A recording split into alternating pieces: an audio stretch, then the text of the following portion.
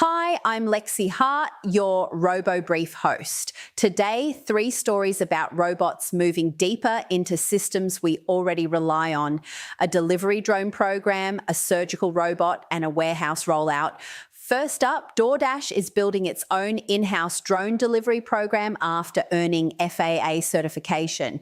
Instead of just partnering with a drone operator, DoorDash wants to own more of the aerial delivery layer itself. That matters because DoorDash already sits on the demand side with merchants, orders, routing data, and customers.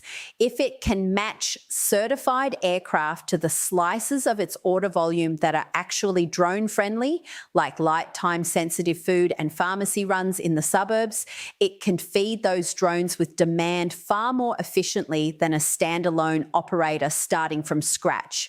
The FAA certification is the signal that this is a real operation, not a publicity stunt. Second, Stryker launched Mako RPS, a new addition to its robotic knee surgery platform. The goal isn't to make surgery look more futuristic, it's to put robotic-assisted knee procedures in the hands of more surgeons.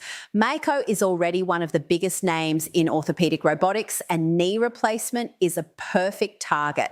High volume plus a strong need for precise, repeatable bone preparation and implant alignment. The real fight now is adoption. Can hospitals justify the cost? Can surgeons learn it fast? And can a robot stay busy enough to earn its place in the operating room? And third, Renault is expanding Exotec Skypod warehouse robots across spare parts operations in France and Germany. The headline number is striking. Renault cut spare parts order processing from about 2 hours down to 15 minutes. Instead of sending workers walking the aisles, Skypod robots climb dense storage racks and bring the right bins to people at ergonomic stations.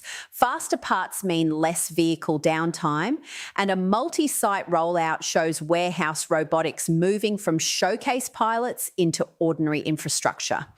The pattern is clear.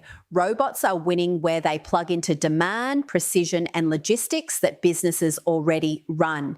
That's your RoboBrief for July 30th. Please subscribe and check out robobrief.tech for the full daily robotics brief.